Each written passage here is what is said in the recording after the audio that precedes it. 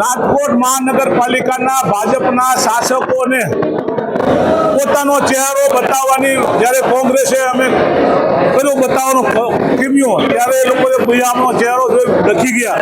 એને ખબર નથી કે અમારો આટલો ખરાબ વિકરાળ ચહેરો છે, કારણ કે ભ્રષ્ટાચારમાં ડૂબેલા ચારે તરફથી કરપ્ટેડ લોકો કરોડો રૂપિયાના કૌભાંડ રોડ રસ્તામાં કરે છે, કરોડો રૂપિયાના કૌભાંડ ભરતીમાં કરે છે. રાજકોટમાં ભરતી કૌભાંડમાં 1400 કરોડ રૂપિયાનું કૌભાંડ ખાલી ફક્ત એક 4 વર્ગના ચોથા વર્ગના કર્મચારી એટલે સફાઈ કર્મચારીઓમાં કરે છે, જેનો એવિડન્સ પણ અમે અગાઉ આપેલ છે સ્ટેન્ડિંગ કમિટીના ચેરમેન.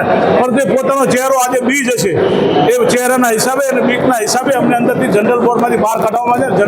જનરલ બોર્ડના બીજો તો અધ્યક્ષ પોતે જ્યારે બહાર કઢાવતો હોય બહુ ખરાબ વાત કહેવાય, કારણ કે અમે બંધારણ વિરુદ્ધ કોઈ પણ કામ નથી કર્યું. અમે જે રીતે કાયદાની ડાયરીમાં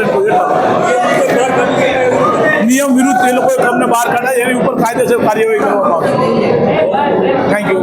કોંગ્રેસ વાળાનો વિરોધ પક્ષ છે એટલે હંગામો કરતા હોય એ એની ટેવ છે કરવાની, બાકી એવું એ માયલું કઈ છે જ નહીં કે એવું કઈ. અનેક જગ્યાએ રાજકોટમાં શેરી ગલીમાં ખાડાઓ જોવા મળી રહ્યા છે. અનેક જગ્યાએ ખાડા પડી ગયા એ વાત ખોટી છે. જ્યાં વરસાદી પાણી ભરાણા હોય ત્યાં ખાડા પીડા હોય, સ્વાભાવિક છે. ભારે વાહન હાલતા એટલે ખાડા પીડા હોય અને એ પાછા બુરાઈ ગયા છે. અને શેરીઓ ગલીમાં જે પાણીની લાઈનો નાખી છે એ આપણે સરેડા છે મોટા મોટા એ એમાં ડામર ન થયું, બાકી મેટલ થઈને તો બુરાઈ જ ગયા છે. ક્યાંક અધિકારીને ધ્યાન બારું રહી ગયું હોય કે કોર્પોરેટર 18 વોર્ડમાં તો એ બાકી કદાચ થોડું ઘણું રહી ગયું હોય. બાકી આ કોંગ્રેસની માનસિકતા છે ખાડા પડી ગયા ખાડા પડી ગયા, એવું કાંઈ છે જ નહીં. કમિશનરથી માંડીને ઠેઠ નીચેના સુધી ડેપ્યુટી કમિશનર, આપણા સીટીઓ, વોર્ડના ડેપ્યુટી બધાય ફિલ્ડમાં જાય છે, હાઈ સુધી રખડે છે. એટલા બધા ખાડા હોય તો ક્યાં વાત ગઈ હતી. આ તો બધા કહેવાનું છે, કોંગ્રેસનો વિરોધ કરવાનો સિવાય બીજું કાંઈ છે જ નહીં. રામુભાઈ, ખાસ તો રેસકોર્સ રિંગ રોડ સિટીની અંદર આવે છે, ત્યાં તો ભારે વાહન નથી હાલતા, છતાં અહીંયા ખાડા અને રોડ રસ્તા જે છે તે ખરાબ હાલતમાં છે. રોડ નંબર 3ની વાત કરીએ તો પોપટપરાના નાલાથી લઈને રેલનગર સુધીનો રસ્તો જે છે તે બિસ્માર હાલતમાં છે. ડેપ્યુટી કમિશનર હોવા છતાં પોપટપરાનું નાલામાં પાણી ભરાવાનું એટલે કદાચ સ્વાભાવિક ખાડા પીડ્યા હોય, એમાં હું ના નથી. મેઇન રોડ ઉપર ક્યાં પાણી ભરાય છે? મેન રોડ ઉપર નો પાણી ભરાય તો તમે સમજતા એક ખાડો છે નાનો પીડ્યો એટલે વાહન લઈ ખાડો વધતો જાય, મોટો પડે, બરોબર.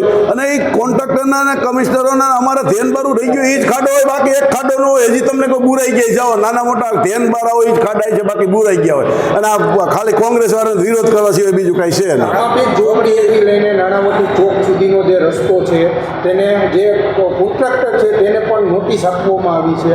તો જે ગેરંટીવાળા રોડ છે છતાંય ખાડા એમાં પડે. કદાચ એમાં એવું બન્યું હોય વરસાદનો રોડ કીધો હોય અને પછી તૂટી ગયો હોય એટલે પાછી નોટિસ તો દેવી પડે કોન્ટ્રાક્ટરને.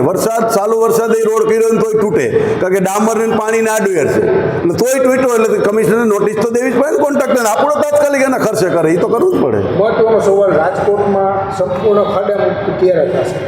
જો લગભગ તો નાના મોટા 18 વોર્ડમાં ખાડા બુરાઈ ગયા છે. હજી તમને કહું છું ક્યાંક આ વરસાદ નહીં છે, હવે ડામર ચાલુ નહોતો થયો એટલે કદાચ હવે ડામર ચાલુ થાય એટલે ટોટલ બુરાઈ જાય. એક ખાડો નહીં રહે, તમે મને યાદ કરજો કે ખાડો મને ફોન કરજો, હું એ જે તે વિભાગના અધિકારીને જે વોર્ડમાં છે એનું કહીશ કે ભાઈ તાત્કાલિક પૂરો. કોર્પોરેટરના ફોન નથી ઉપાડતા ભાઈ એવું કદાચ ભીનું હોય, કદાચ આ અધિકારીઓ બિચારા ફિલ્ડમાં આટા માથે ઠાઈકો હોય 2 મિનિટ હોઈ ગયો હોય અને ફોન ન ઉપાડ્યો, હું આ પાડું છું ન ઉપડે કદાચ કે એવું બન્યું હોય. બીજું કંઈ આક્ષેપ કર્યો તો અધિકારીઓ ફોન નથી ઉપાડતા એટલા માટે મેં કોઈ દેવો આક્ષેપ કર્યો ને મારો ફોન ન ઉપાડે તો મેળ જ ન પડે. ગમે અધિકારી હોય મારે તો મેળ જ ન પડે, સમજી લીજો તમે.